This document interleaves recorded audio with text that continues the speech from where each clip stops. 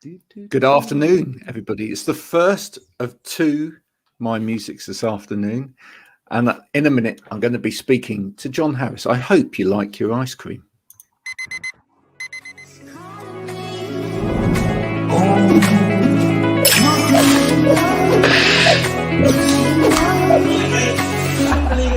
I need to get going, Mel. See you later.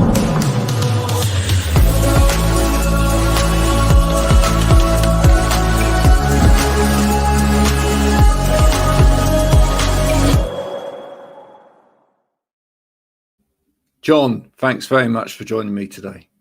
It's a pleasure to have you here, sir. Now, we ought to cover that off first. Emperor of ice cream. Do you actually like ice cream? Or is there a thing in here where we actually find out you're lactose intolerant? I don't know who doesn't like ice cream, really. I know that there's people who can't people that have are lactose intolerant. Yeah, I just feel really sorry for them, especially first day of the summer or something like that. No, the name originally came from I think at the time it was kind of two things. One of the lads had just finished a book called Emperor of Ice Cream, and we didn't really have a name. We were just practicing together for a few weeks, and somebody called into where we used practice, and so a band hadn't turned up for a gig, a support band, and the promoter called up to us and he said, "Any chance you'd come down and fill in?" And we hadn't a name or anything, and he just said, "So what's the name?" And we had to come up with a name on the spot, and that was it, really. Yeah, have you since then associated more of a meaning to it? Well, no, in one way, if I'm honest. I suppose in Cork has this thing where there was always great bands from when I was growing up in Cork, and everyone always had a really strange name. None Attack, A Cow in the Water, Sultans of Ping, Frank and Walters, Five Go Down to the Sea. There was just, I think there was a playfulness in Cork, and I suppose we just became, another part of that. That's actually true, isn't it? I hadn't actually thought about that until you said it. But and all those bands, It didn't matter how serious or how messy you were. Nearly everyone in Cork just had a kind of mad name, Yeah, Sultans of Ping. That really brings back memories. Yeah. I'm a little turtle fish. We toured with them in England, and 1994 or something, and it was one of the best tours I was ever on in my life. They were so great to see every night. They had such an energy, But I was there the first night that they did when everyone gets on their back, and it was just in this tiny venue, about 50 people in a room, but the band were on the same level as the crowd, and everyone kept falling in over the band. So he stopped the band playing. They started to play that song, and he got everyone to lie on their backs. And about 2 years later, I was at a festival, and he had 30,000 people doing it. So it was mad how it started. It was out of necessity more than anything. When you were playing with them, did you ever lose your jumper? I actually have a jumper framed downstairs in the front room. So yeah. And that was from the time with the lads, Yeah, that's brilliant. Yeah, we were lucky. When we got to London back in the 90s, the Sultans were there, the Franks were there. There was a couple of Limerick bands there. They do with Mirrors. There was a few Dublin bands. We were really lucky. There was a lovely community, of Irish bands going over there trying to join in on the scene at the time. I do want to just go back to the conversation we were having just prior to we were going live, because it's a really interesting conversation. You were saying that during this whole pandemic period that you felt that a lot of new music may have got started in terms of young bands, etc., and young people exploring music. And you've started to see some young people come along to your studio just to hang out, really, as much as anything, just to get back together. I mean, that's a lovely thing, isn't it? Just to make noise, play music. Yeah. And I think over the last year and a half, a lot of people have either finished stuff or they're starting stuff, and And now they're getting back into rooms together to try out those ideas and play those riffs and those lyrics they've been writing down. And it's been a year and a half where the studio was locked and nobody could go in. And now it's every day somebody wants to go in. You know, they're finishing work and they're running down to the band room to practice. And it's a different band every day. And it's just great to see at the moment because, you know, kids were locked away for so long, or everyone was locked away for so long, you know. Yeah. And we were saying as well that, you know, that we need to be careful, don't we, with these days? And kids know these days that they've got to actually buy ear protection for their ears. And when you and I first started out in bands or whatever, we just turned everything right up and made as much noise. But you told me a little story, which I thought was really interesting, that you had someone come along and tell you that, no, you needed to turn down and actually be able to hear each other. Who was that again? Graham from the Emperors, the guitar player, he was only maybe 16, 17 when he joined the band. And we were maybe 3 years older than him, 4 years older than him. And he was just such a great guitar player. And he came in and it was one of the first nights of practice. And his dad came in and just walked around to all the amps and said, look, if you don't turn them down, you can't hear your mistakes. And also it'll protect your ears. And the last thing that I found later was that when you got onto a stage, if you played low in the band room, when you went up there and they turned on that PA system, you really knew you were in a gig. You know, it energized you and kind of electrified you. And yeah, I think, you know, there was so many lovely layers to it. You turn down, you can hear each other, you can all play your riffs, you don't go deaf. And then when you walk onto stage and plug in, you'll really feel it, I think. Suddenly there's that extra energy from that extra sound there anyway. That's what gigs are supposed to be about. Like, you walk up on stage and you know, let loose a little bit, hopefully. Yeah. What was the first gigs that you went to?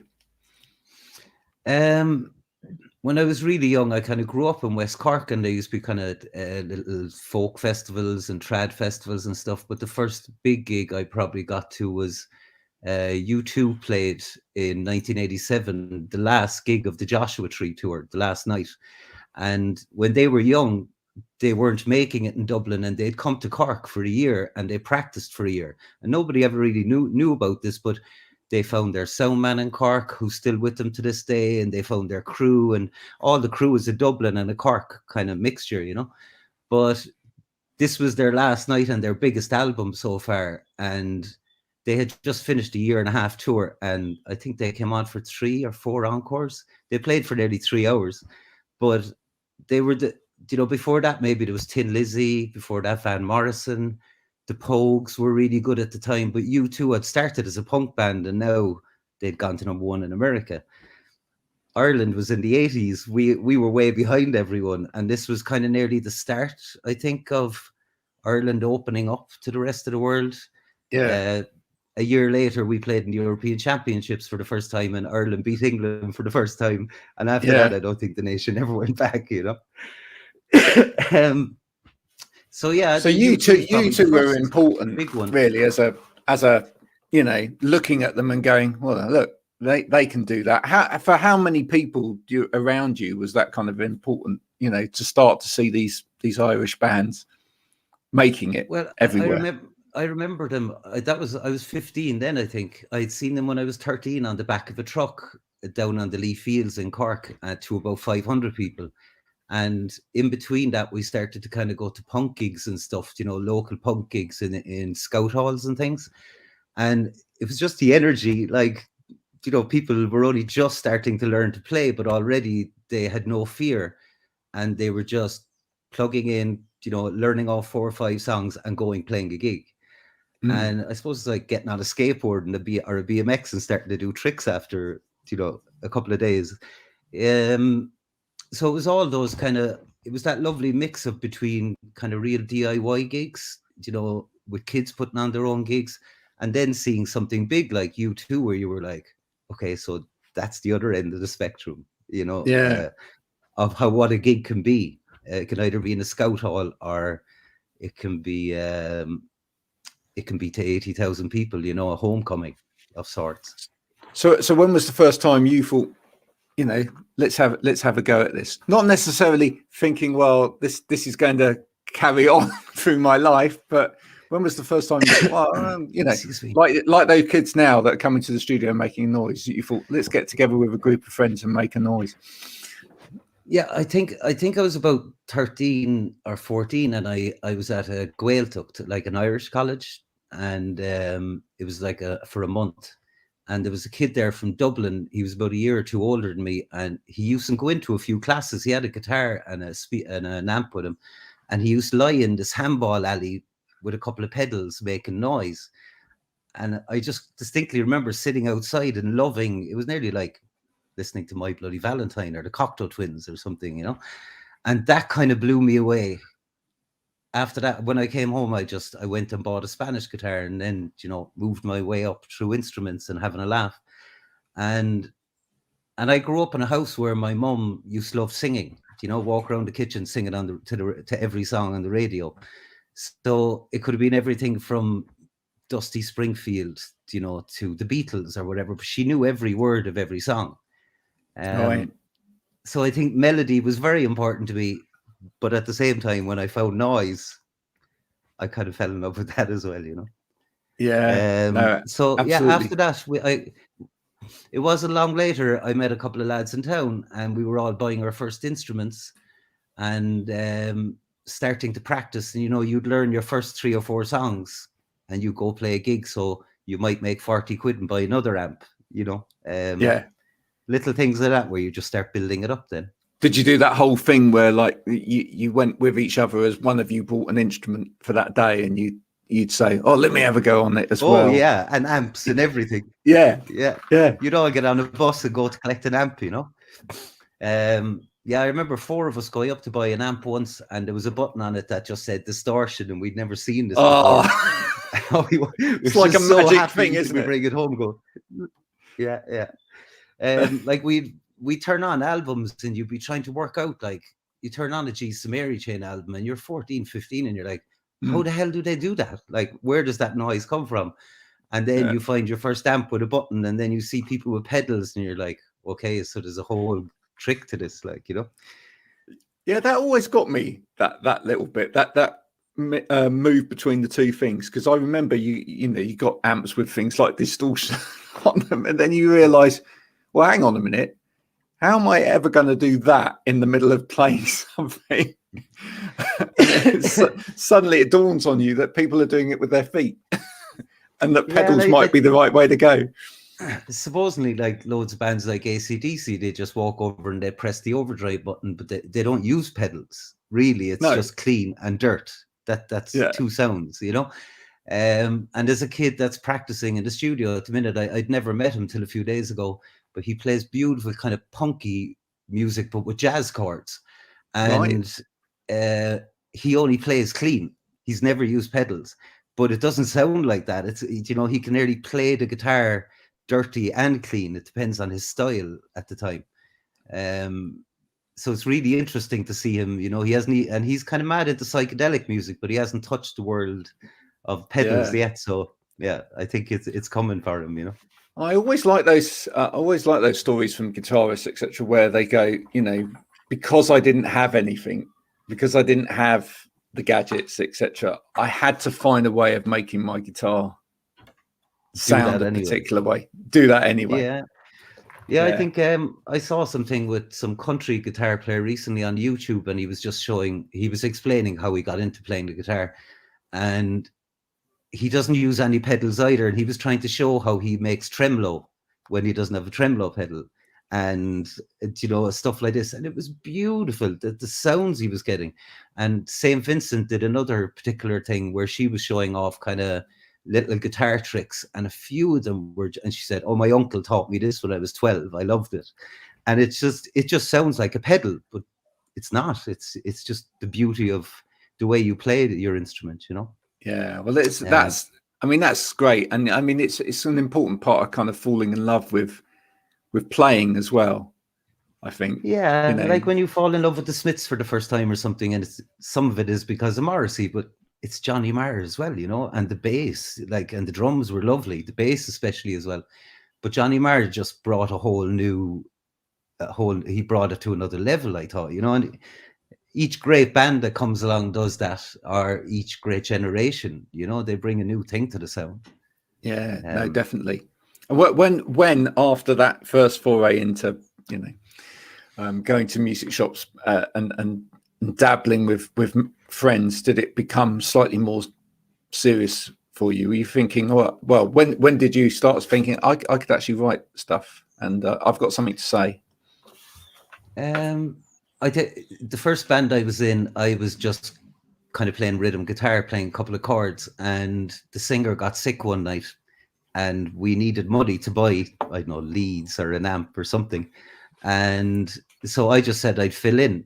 I had a kind of habit of making up words. They mightn't make sense, and there was a bit of melody in them. So it kind of just went from there. It was like I kind of fell into it. And over the next couple of years, you'd be walking into band rooms, playing with people, and we just ended up with the four of us that became the Emperors, just kind of practicing together for the reason that people are going back in now, just to have a jam. And our friends used to call in, and we'd all drink together, and so then, it was actually Murty from the Sultans called over. He was running that gig, and he just said, "Will you come over, please? I'll give you a couple of quid, and do you have a name?" And we started playing gigs, I suppose, soon after that under the name. And it was only a couple of months later that somebody spotted us and said, we'd like to put out your music. So we didn't really have time to think about it. We were kind of just playing and enjoying it, and it was a really lucky place to come from, because everyone I'd grown up around for the few years before that, you really loved going to see bands and stuff, and then suddenly you were in that slipstream, without really thinking about it. How many songs did you have at that point when that all sort of happened? About 6, I'd say. Right. About 6 or 8. Was there a sudden kind of, oh, we better write some more now? Well, there was that. And the first night we sat down with them, they were like, "So, what's the story? You only played for half an hour tonight, or 25 minutes. And I just kind of said, we've loads of music, but we like keeping it short at the moment and keep people interested, And I was like, that's amazing. So you're ready? And we were like, oh yeah, like we'd love to go to a studio and start recording. So for the next, from then on, we put a lot of time into trying to find our sound and trying to have fun with sound, and especially around that time in the early 90s when we really kind of kicked off as properly as a band. There was music coming from everywhere: Spiritualized, Primal Scream, My Bloody Valentine. There was new styles of music nearly popping up every week. With gorgeous new albums.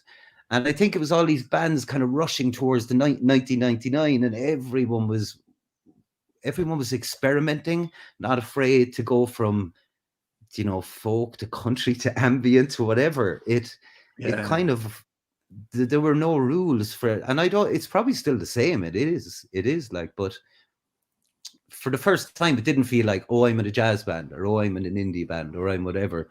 You just kind of went in and just played music, and whatever happened whatever came out the other end, that was it. Yeah, for me, I don't really know, because I'm not in it now to know. I mean, you've been more in touch with it than me, but for me, I think there was definitely something about that time, in as much as you say, it just seemed like there was an avalanche of new stuff happening all the time. Unbelievable. Yeah, and it was an amazing amount of expression coming out. I mean, hip hop was coming to the fore in America, and it had such a voice, and a voice of a people and individuals.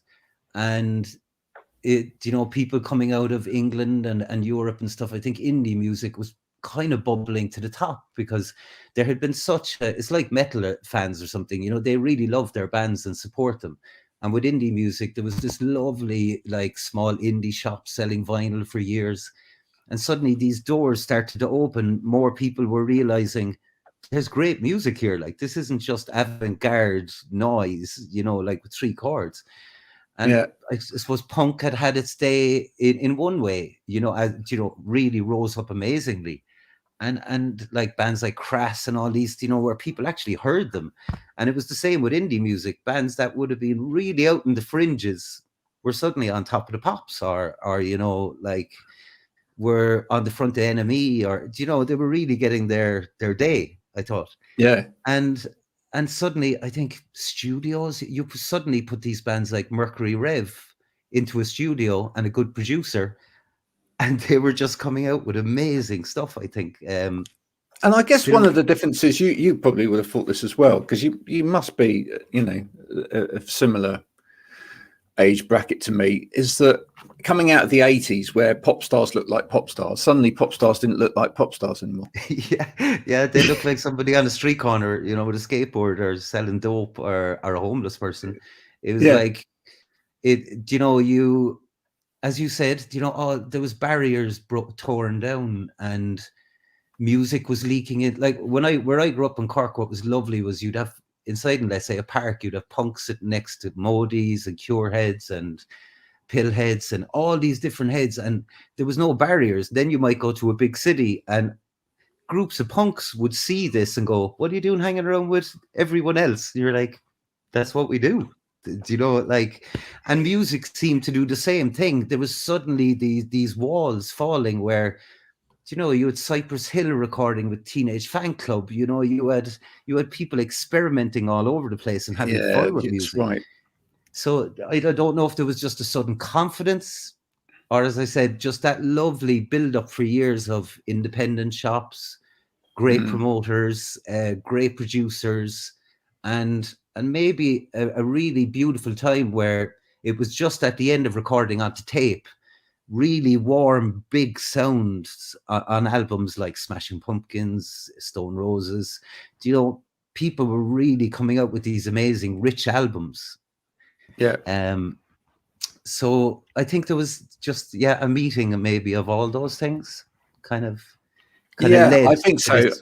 Yeah, I think so, and I think the fact that sort of, excuse me, as you say, technology was changing quite rapidly as well, and that technology was allowing things to move much faster at that time. The various things like the recording process was changing drastically from day to day. I mean, when I first started, it was reel to reel, and then suddenly it was tape. You must remember, like, when Tascams first started, and you could put it, you could do a 4-track on the tape, etc. And then those expanded, and then there was mini discs suddenly came out, and then recording to CD very quickly. I mean, it was just changing so rapidly, and I couldn't keep up. There was some of them I couldn't work with. None of us could. In fact, we kept buying new stuff and then throwing it in the bin because it just became outdated. But I think that's part of it.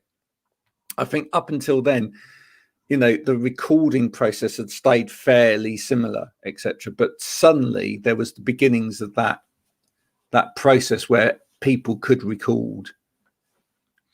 Beginning on their fantastic labels out there. I mean, Creation and Rough Trade and all of these labels that came out and really nearly put every penny back into all the bands they believed in. If one broke, they nearly paid for everybody else. And I know that the few labels up in Scotland now and around, they're all doing the same thing again. Over the years, 2 bands would make it. Franz Ferdinand would make it, and that would pay for a James Yorkston album. Somebody else would make it, and that would pay for Fortet would have a great single, and that would pay for somebody else to bring out something.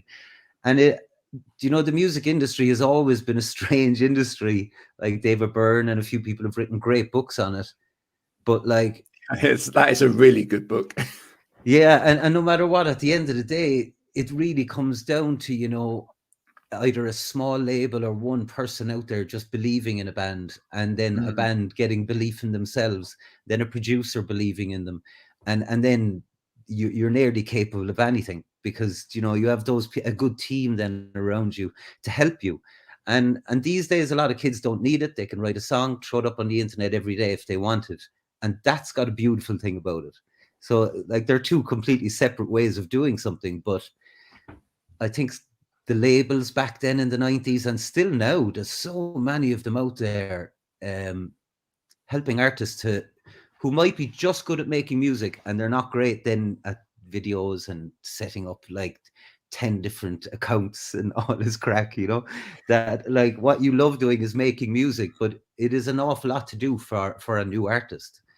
And yeah, I think it was nice being in that interim period where it was it was getting easier to make your own music and record it. You could do it more affordably, but you still had to work at it in terms of getting it out there. You still had to make multiple copies of tapes. You had to take it around somewhere. You had to put on your own little gigs at village halls and whatever, and make it happen. You know, hand out flyers. Hand out flyers. We've all done it. Yeah. We've all got blisters on our fingers and our feet. I remember saying to someone recently, like, how do people find music anymore? Because like when we were growing up, you go into a record store and, you know, you'd be looking at other people to see what they're buying, and the guy might be throwing on some good stuff and you're like, oh yeah, I'll have that straight away, you know. But like, I'm okay at the internet and stuff, but I wouldn't even know where to start looking. You know, you might look for a couple of reviews, but there's no music shows. There was 4 or 5 music shows on when I was growing up. MTV came along to Ireland, 1986, 1987 it started, and it changed Ireland. Like suddenly you were seeing fashion, music, bands from around the world, like, and that was 24 hours a day. Whereas now I just wouldn't even know where to start looking for a good show. I know exactly what you mean. I mean, back in the early 90s when I was in the band. Yeah, I was in the band at the same time. And they used to know me by name in Volume Records up and stuff. Used to go in and go down to the basement area and they go, hey, come here, listen to this. Yeah. You'll like this. You know, it was a meeting place. And I guess some record shops still are, some of the little ones that are still out there. But yeah, it's easy in a way to get your music out there, so it's easily accessible. But you've then got to shout above the noise these days, you know. Whereas it's I suppose you had people then, or people that there's more in marketing and all that crack. But I think what can be lovely about that a little bit is, let's say if you find an artist that you never knew about and you go onto SoundCloud and you find this artist and you're like, geez, that's unbelievable. But then you find out he's got another 6 albums and 126 tracks that you never knew about. Yeah. You suddenly have a whole library of this artist that you never knew was there. And so on that side, it is really lovely, because it used to be really expensive to get, and it is expensive to get tape, vinyl, CDs, you know, put the whole artwork together. So I do love in that way for kids now that like you can express yourself and put it up there, and you can either let yourself be known or you can disappear. You know, it can just be a name and a photo, and that's it. You never have to do an interview in your life that annoys you. You're doing the thing you love, but you're not really looking for a lot of payback, except you hope that somebody else likes it, you know, or gets something out of it. Well, I hope this interview doesn't annoy you this afternoon, John. Huh? I hope this interview hasn't annoyed you this afternoon. These lockdowns went on for so long. It's great to talk to people. You know, it's great to see anyone. Yeah. So bring us up to today. This latest work that you're doing.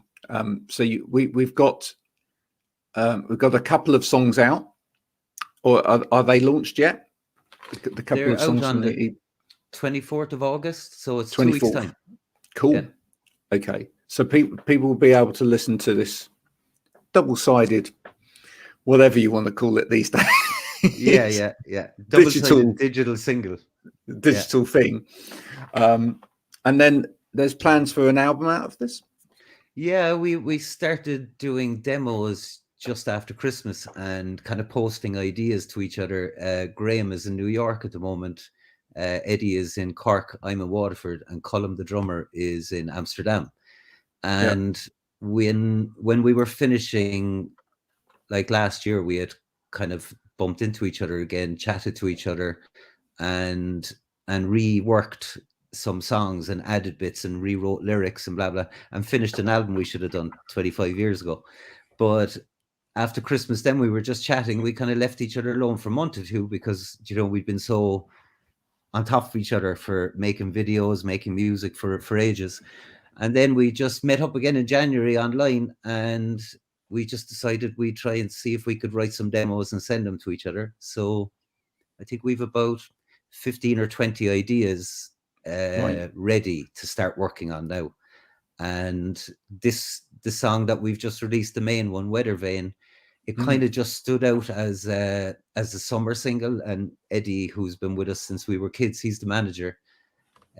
He just said, look, I'd love to put out a summer single, a winter single, a single in spring, and then put out the album next year.